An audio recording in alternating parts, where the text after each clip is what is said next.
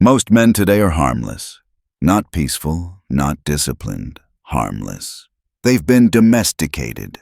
They traded their claws for comfort, their teeth for approval, their edge for safety.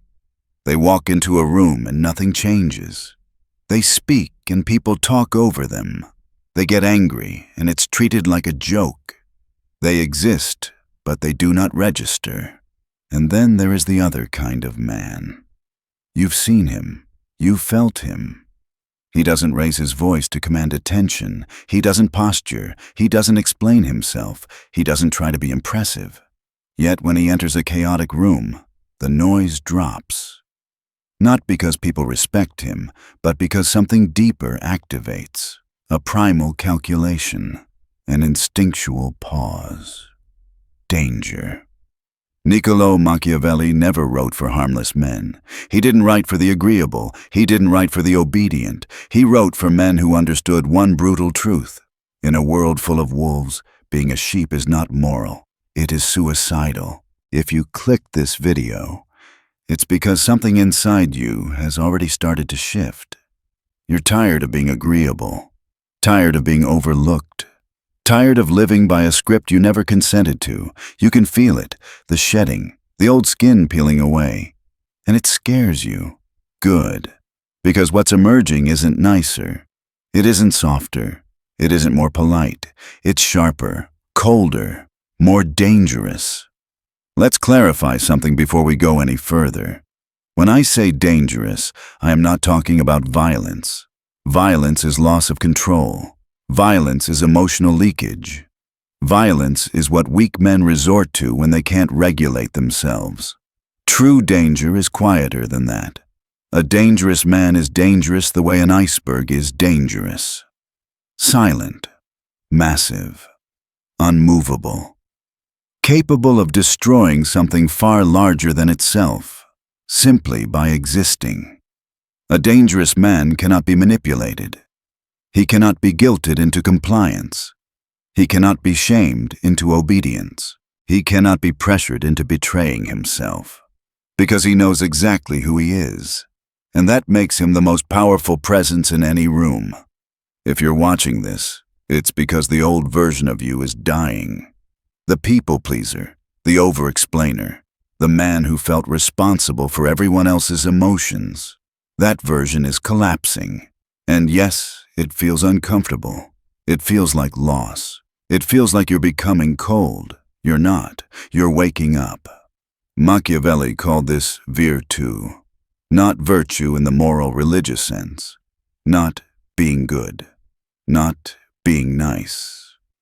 Virtù meant capacity, skill, strength, effectiveness. The ability to see the world clearly not as it should be, but as it is, and still move through it with precision. Virtù is what allows a man to face a brutal environment without becoming brutal himself, or being destroyed by it. Today, we're walking through the 7 signs that you are crossing that threshold, that you are becoming the man Machiavelli wrote about, the man people watch, the man people feel, the man people quietly fear. This is not a motivational list. This is not a self-help checklist. This is a diagnosis of your shadow. And there is a final stage, a sign number 0, that I will reveal at the end. It is the price of this transformation. Most men are unwilling to pay it. They turn back. They choose comfort. They choose harmlessness. The question is, will you? Sign 1. The death of the nice guy. This is the most painful one, because it feels like betrayal. The first sign you're becoming dangerous is the death of your need to be liked. For most of your life, you were trained to be nice. We all were. Be polite. Be accommodating. Don't rock the boat. Set yourself on fire to keep others warm. You were told the world would reward you for it, but at some point, you looked around. You checked the evidence, and you realized something disturbing. The nice guy doesn't finish last because he's good. He finishes last because he's weak. His kindness isn't a choice. It's a survival strategy. He's nice because he's afraid of conflict. He's agreeable because he's afraid of rejection. That's not morality. That's fear with manners. You're becoming dangerous because you've stopped confusing goodness with weakness. Machiavelli said it plainly. It is safer to be feared than loved. That line makes people uncomfortable. It sounds harsh. It sounds cynical. But look at your own life. How many times has love evaporated the moment it became inconvenient? How often has loyalty disappeared when there was a cost attached? Love based on obligation is fragile. Fear based on consequence is stable. The shift happens when you stop chasing validation and start requiring respect. You notice it first in one word: no. Your no is heavier now. In the past, you softened it. You lied. You over-explained. Oh, I'd love to, but I'm busy. Sorry, I can't this time. You tried to manage other people's emotion. Now, you just say no. No excuse. No apology. You realize something most people never do. You don't owe anyone an explanation for how you spend your time, energy, or attention. This unsettles people. They say you've changed. They ask what's wrong. You used to be so helpful. What they really mean is, you used to be easy to use. You are developing what Machiavelli called strategic cruelty. This does not mean harming others. It means being willing to cause short-term discomfort to prevent long-term destruction. The nice guy avoids hard conversations because they feel mean. The dangerous man has them immediately because he values truth over comfort. You start cutting dead weight. Friends who drain you. Family members who manipulate you. Habits that weaken you. Not emotionally, not dramatically, surgically. You don't argue. You don't explain. You don't seek closure. You close the door. That's the difference. This is the sign of a man who values his mission more than applause. If you feel less guilty about disappointing people, pay attention. You are not becoming a bad person. You are becoming sovereign. You are realizing something fundamental. You are the ruler of your own mind, and a king cannot afford to be a doormat. Sign 2. Emotional 0 point. The second sign is subtle, but profound. You stop reacting. Look at the average man. He's a bundle of exposed nerves. Traffic sets him off. Emails destabilize him. Rejection shatters him. News headlines hijack his mood. He is pure stimulus response, a puppet. Anyone can reach inside him and pull a string. But you start to notice a gap forming. Something happens, and you don't immediately move. There's a pause. Silence. Space. Machiavelli spoke of the lion and the fox. The lion is force. The fox is awareness. The lion reacts. The fox observes. You are becoming the fox. You can witness chaos without becoming chaotic. You can stand in tension without dissolving. People mistake this for apathy. They think you don't care. You do. You just don't leak emotion anymore. You realize your emotions are information, not commands. Anger becomes a signal. Fear becomes data. You observe them without surrendering control. This makes you terrifying to manipulate. Because manipulators require reaction. They poke to provoke. They insult to trigger defense. They cry to force apology. But when you don't react, their power evaporates. You become a mirror. They see themselves and they don't like it. Your speech slows. Your explanations disappear. You're comfortable with silence. And when crisis hits loss, betrayal, chaos, your question changes. Not, why me? But, what's the move? You've shifted from victim to strategist. And once that happens, there is no going back. By the time you reach this stage, something subtle but irreversible has already happened. Your perception has changed. Not your opinions, not your beliefs, your lens. You no longer look at the world the way you used to. And that brings us to the third sign. Sign 3. The removal of the pedestal. This is a spiritual shift. Quiet, internal, but devastating to illusions. When you are young, you look up. You look up to your father, to leaders, to celebrities, to mentors, to women you desire. You place them above yourself. You believe they are special, more complete, more certain, more real. You assume they know something you don't. But as you become dangerous, gravity asserts itself, and everything comes down. You look at your father now and you don't see a god. You see a man, a flawed man, a scared man, a man improvising with the tools he was given.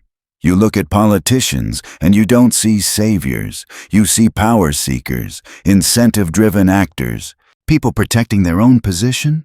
You look at billionaires and you don't automatically see genius.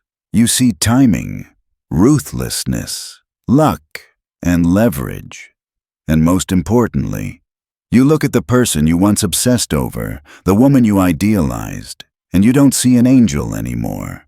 You see a human being, desires, fears, contradictions. This is called desacralization. You are stripping false holiness from the world. Machiavelli was despised for this. He looked at kings and popes and said, "These are not divinely appointed rulers. They are men in costumes, men with appetites, men with insecurities, men who bleed." He refused to lie to himself about human nature, and that honesty terrified people. Because illusions are comforting. Illusions allow dependency. Once the pedestal collapses, something critical happens. You can finally look people in the eye. You can negotiate. You can challenge. You can say no. You cannot fight a god, but you can outmaneuver a man. This shift is especially visible in power dynamics. When your boss yells, you no longer feel like a scolded child. You don't collapse emotionally. You analyze. You assess leverage. You notice insecurity. You observe the tantrum behind the authority. The spell is broken. This also transforms how you move in relationships. The pedestal is where desire goes to die. The man who worships cannot lead. He cannot be authentic. He cannot be grounded. He performs. But the dangerous man respects without worship. He sees clearly, and that clarity is magnetic. Because for the first time, the interaction is real. You are no longer a fan of life. You are a participant. You see incentives. You see patterns. You see human behavior beneath the language. You stop being impressed. And that is when power begins to accumulate. Sign 4. Weaponized silence. This is usually the first sign others notice. You stop broadcasting. In a world addicted to noise, you become quiet. Everyone else is announcing themselves. What they think, what they feel, what they're planning, what they're afraid of. They treat information like confetti, throwing it everywhere. And because they reveal everything, they are defenseless. Machiavelli understood something timeless. Information is power, and to give it away freely is to give away leverage. Everyone sees what you appear to be. Very few experience what you are. You stop telling people your next move. You stop narrating your process. You stop posting your intentions. You work in silence. When you have an idea, you execute it. When you're hurt, you heal privately. When you're winning, you don't announce it. This silence unsettles people, because silence creates projection. When you don't speak, others fill the gap with their own fears and assumptions. They start to wonder, what does he know? What is he thinking? What is he planning? In negotiations, the quietest person controls the room. The one who speaks reveals his hand. The one who listens reads the table. You begin to enjoy this. You realize you don't need validation anymore. You don't need likes. You don't need applause. There is a private fire inside you now, and you protect it. This applies to your past as well. The dangerous man does not trauma dump. He does not bleed publicly, not because he's ashamed, but because he understands the environment. The world is not a therapy session. It is a competitive arena. And on a battlefield, you do not show where you are wounded. You become an enigma. People ask around, what is he doing lately? He's been quiet. No one knows. And then one day, you emerge with a new skill, a new body, a new business, a new position, fully formed, while others are still talking about what they plan to do. Silence incubates power. Noise kills momentum. If you find yourself guarding your words, hoarding them like gold, you are evolving correctly. You are learning the discipline of the void. Sign 5. The capacity for violence. This is the one people avoid discussing, but it cannot be skipped. A harmless man is not a good man. A good man is a very dangerous man who has learned control. At this stage, you begin to recognize something you were taught to suppress: your aggression, your darkness, your capacity to destroy. For years, you pretended it wasn't there. You believed being civilized meant having no teeth, but now you feel it. The pressure, the force, the edge. And instead of repressing it, you integrate it. You realize something essential. If you cannot cause harm, your peace is meaningless. If you cannot bite, your kindness is submission. This often shows up physically. You train, you lift heavy weight, you learn combat, you develop strength, not because you want to hurt people, but because you want to know you could. There is a psychological transformation that occurs when a man knows he is capable of ending a confrontation. He relaxes. He becomes calm. He stops posturing. The insecure bark. The powerful rest. The chihuahua screams. The lion sleeps. You are becoming the lion. This is shadow integration. You stop denying your selfishness, your pride, your anger. You harness them. You yoke them to purpose. Anger becomes fuel. Pride becomes standards. Selfishness becomes boundaries. You are not eliminating the monster. You are training it. And a trained monster is the most valuable ally a man can have. If you've made it this far, you've already done what most men can't. You've stopped living for approval. You've stopped reacting. You've stopped worshiping people. You've stopped broadcasting your life. You've started integrating power. Now the transformation turns practical, because danger isn't a vibe, it's a system, and this is where the next signs sharpen you into something efficient. Sign 6. Ruthless prioritization. This is the moment your life stops feeling casual. Most men are wasteful. They waste hours scrolling. They waste attention on drama. They waste emotional energy on opinions that don't matter. They leak. They are open containers. Anyone can pour into them. Anyone can drain them. But you start becoming airtight. You develop what I call the prince's economy. Machiavelli taught that a ruler cannot afford to be everywhere and do everything. He must choose. He must focus. He must protect resources. And you start treating your life like a state. Your time becomes territory. Your energy becomes currency. Your attention becomes armed guards at the gate. You begin to think in ROI, not just money, ROI of your soul. Before you do something, you ask, does this make me stronger, sharper, more capable, more free? Or does it make me weaker, duller, more distracted, more dependent? If the answer is the second, you cut it. And you cut it without explaining. You stop watching the news because you notice what it actually does. It doesn't inform you, it infects you. It's designed to keep you anxious and reactive. You stop arguing in comment sections because it gives you nothing back. No power, no progress, no results, just drained attention. You stop hanging out with people who only want to kill time because you understand something most men never feel in their bones. Killing time is suicide by increments. This is when you start becoming boring to average people. They ask, did you see that show? No.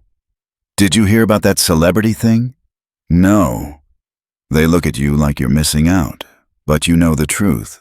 They are the ones missing out. They are missing their own life because they're consuming other people's lives.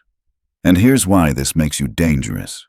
Because while they are entertained, you are building. While they are distracted, you are drilling. While they are emotionally invested in strangers, you are compounding skills. And compounding is terrifying. Compounding creates a gap that can't be closed with motivation. The gap grows silently. This is why people around you start feeling uncomfortable. They notice you pulling away. They notice you're not available like you used to be. They notice your standards rising, and deep down they know they could do the same, but they won't. So instead of changing themselves, they try to pull you down. They call you obsessed. They call you a workaholic. They call you too serious. Let them. Obsession is just the lazy word for dedication. You are becoming a sniper. One shot. No wasted movement, no wasted emotion, no wasted life. Sign 7. The acceptance of solitude. This is the inevitable result of everything before it. Because when you stop people-pleasing, when you stop reacting, when you stop worshiping, when you stop broadcasting, when you stop wasting time, you naturally separate. Not because you hate people, but because you're no longer compatible with noise. You start becoming comfortable with being alone. Then you move beyond comfort. You start craving it. Solitude becomes the place you recharge your power. And this is where most men collapse. Because most men are terrified of silence. If they sit alone for 10 minutes, they panic. They grab their phone, turn on the TV, play music, open social media. Noise is their drug. Why? Because noise drowns out the voice inside them. The voice that tells them they're wasting their life. But you start making friends with that silence. You realize your best ideas happen when you're alone. Your clarity sharpens when you're alone. Your strength restores when you're alone. You stop needing the herd. The sheep needs the flock to feel safe. The wolf does not. Machiavelli wrote his greatest work in exile. He was stripped of position, thrown out, sent away, forced into isolation. And in that solitude, he saw the world more clearly than the men still trapped inside the city. Solitude is not weakness. It's immunity. Here's the terrifying advantage. When you no longer fear being alone, you cannot be controlled with social pressure, because social pressure relies on one threat: exile. If you don't agree with us, we will kick you out. The dangerous man looks at that and says, I was already leaving. I don't need you. That's the moment you become uncancelable, unshakable, because you have already built a fortress inside yourself. People can enter your life. You can welcome them, but if they leave, you don't collapse, you don't beg, you don't chase. You lock the gate, and you return to your work. You become like the sun. You generate your own energy. Others can orbit you, but you do not depend on them to shine. Now think about what we've covered so far. If you recognize these signs, take a breath. This is heavy. because you are not improving the nice version of yourself. You are killing him. You are stepping out of the herd. You are becoming disciplined, strategic, silent, formidable. You are becoming the man Machiavelli described, a man of virtù, a man who shapes his own fate. But remember what I warned you at the beginning. There is a sign number 0, the price, the point of no return. And that is what we're going to reveal next. By now, something should be clear. This transformation doesn't add comfort to your life. It removes it.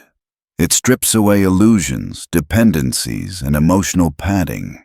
And that brings us to the stage most people never talk about, because it's not glamorous, and it doesn't sell hope. It sells responsibility. Sign 0. You can never go back to sleep. This is the real cost. Not solitude. Not discipline. Not silence. Awareness. Once you see the world this way, you cannot unsee it. Once you recognize power dynamics, incentives, manipulation, fear, status games, emotional leverage, your mind does not return to innocence. You don't get to go back to the comfortable lie. You walk into rooms and you see. You see who's performing. You see who's insecure. You see who's posturing. You see who's manipulating. You see who's hungry for approval. You hear what people say, but more importantly, you notice what they avoid saying. You stop taking words at face value. You read tone, timing, body language, silence. You analyze without trying. And this is where the burden comes in. You don't get to turn it off. You don't get to fully relax into ignorance again. At a dinner table, you see the hierarchy forming. In a relationship, you notice the shifts in leverage. At work, you sense the political undercurrents. You are always watching. Not because you're paranoid, but because your mind has become calibrated to reality. And this separates you. You laugh less at shallow things. You grow impatient with nonsense. You struggle to relate to people who live entirely in surface-level emotion. Not because you're superior, but because you're awake in a room full of sleepers. This is why many men quit halfway. They feel the isolation setting in. They feel the distance growing between them and their old friends. They miss the simplicity of not knowing. So they dull themselves again. They go back to noise, back to distraction, back to harmlessness, because being awake is heavy. But here is the trade. Yes, you lose innocence, but you gain agency. You are no longer a leaf in the river of events. You don't get swept away by circumstances. You build dams. You redirect force. Machiavelli compared fate fortuna to a violent river. The weak man is carried by it. The man of virtù prepares. He anticipates. He reinforces. He channels. This awareness makes you dangerous not because you manipulate everyone, but because you are no longer manipulable. You don't panic easily. You don't moralize blindly. You don't outsource your thinking, and this creates a strange reaction in others. Some are drawn to you. They feel your gravity. They don't know why they trust you, but they do. Others resent you. Your presence unsettles them, because your discipline exposes their chaos. Your silence highlights their noise. Your self-control reminds them of their lack of it. You become a mirror people didn't ask for. And that's why you must understand something crucial. You are not becoming a monster. You are becoming a king. And a king does not exist for himself alone. He watches the realm. He absorbs chaos so others don't have to. He confronts danger instead of pretending it doesn't exist. The world does not need more sheep. It has enough. It needs men who can face disorder without dissolving into it. Men who can carry weight. Men who can make hard decisions without needing applause. Men who are dangerous enough to protect and disciplined enough not to destroy. If you've recognized yourself in these signs, understand this. This is only the beginning. Awareness alone is not power. Direction is. It's one thing to know you're changing. It's another thing to aim that change. To use psychology not just as a shield, but as a weapon. To understand manipulation without becoming immoral. To understand seduction without becoming needy. To understand power without becoming corrupt. Machiavelli couldn't write everything. Some truths were too dangerous, some strategies too destabilizing, and nothing has changed. The most powerful knowledge is still suppressed, not because it's false, but because it works. The system does not reward men who see clearly. It rewards men who comply quietly. That's why most people will never walk this path. They prefer comfort to clarity, safety to sovereignty. But if you're still here, listening, absorbing, not flinching, then you're not like most men. You have the stomach for the abyss, and the discipline to stand in it without becoming it. You already stepped away from harmlessness. The door is open. The only question left is, will you walk through it, or will you turn back and go to sleep? If you've stayed with me until now, there's something you need to understand clearly. Everything we've talked about so far, the death of the nice guy, emotional control, seeing without illusions, silence, strength, discipline, solitude. Those are filters. They remove weakness. They remove dependency. They remove noise. But removal alone does not create power. Power is built, and this is where the transformation stops being internal and starts becoming structural, because a dangerous man without direction is just contained chaos. A dangerous man with direction becomes something else entirely. He becomes an architect. From awareness to design. At this stage, you stop drifting. You stop finding yourself. You stop waiting for clarity to magically appear. You accept a hard truth. Clarity is not discovered. It is designed. Most men live reactively. They respond to emails. They respond to demands. They respond to moods. They respond to other people's priorities. They call this life. But you no longer mistake motion for progress. You begin to see your life as a structure, a system, a state that must be governed. Every system needs three things to function. 1. Borders. Rules. 3. A long-term objective. Without borders, anything enters. Without rules, nothing compounds. Without an objective, power scatters. This is why most men, even intelligent ones, stay weak. They have talent, but no containment. Ambition, but no direction. Energy, but no architecture. You are no longer willing to live that way. Borders. What you do not allow. The first thing you lock down is access. Access to you. Access to your time. Access to your attention. Access to your emotional bandwidth. You realize something most people never do. Every yes you give is a withdrawal. Every no you give is an investment. So you become selective to the point of discomfort. Not rude, not aggressive, precise. You stop answering messages immediately. You stop being permanently available. You stop explaining your boundaries. People don't like this, because boundaries expose entitlement. When someone reacts negatively to your limits, you see them clearly. They were never attached to you. They were attached to access, and access is no longer free. You don't announce this. You don't justify it. You simply enforce it. Quietly. Consistently. That consistency is what changes your identity in the eyes of others. You are no longer flexible.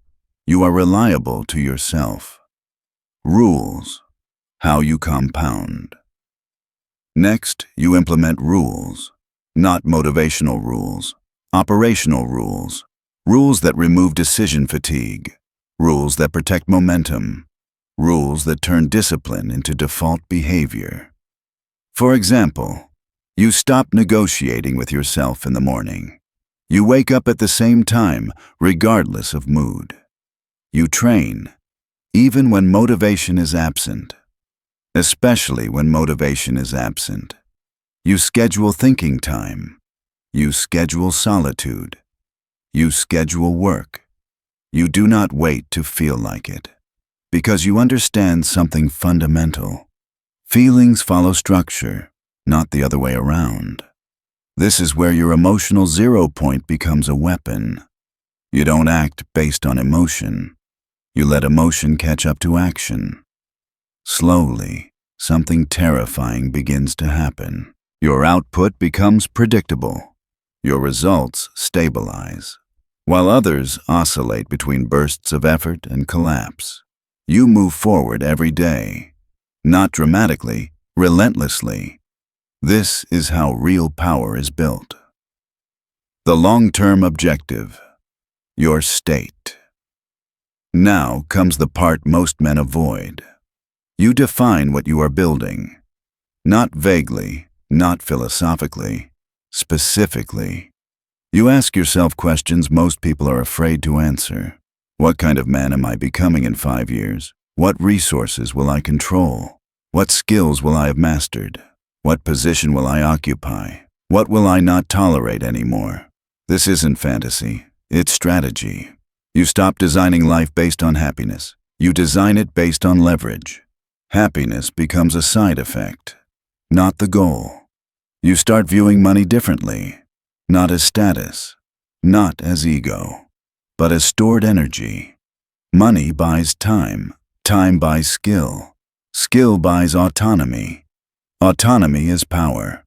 You no longer chase comfort, you chase optionality. And the moment you do that, your decisions become colder and cleaner. The psychological shift others feel. Here's the part no one prepares you for. As your structure solidifies, people feel it. They may not be able to name it, but they feel it. Your presence becomes heavier, not louder. Heavier. You don't react the way they expect. You don't explain yourself. You don't seek consensus. You listen more than you speak, and when you speak, it's measured. This creates asymmetry. They are emotionally exposed. You are regulated. They are impulsive. You are deliberate. They are broadcasting. You are collecting information. Power flows toward asymmetry. Always has. Always will. This is why some people are drawn to you. They sense safety. They sense leadership. Others will resist you. They will test you. They will provoke. Not because you did anything wrong, but because your presence disrupts their unconscious dominance games. And here's where your earlier work matters. Because you don't flinch. You don't escalate. You don't explain. You simply hold frame. And when someone realizes they cannot move you, they adjust, or they leave. Either outcome strengthens your position. Why most men fail at this stage. This is where many men self-sabotage. They gain awareness but misuse it. They become cynical instead of strategic, bitter instead of disciplined, arrogant instead of grounded.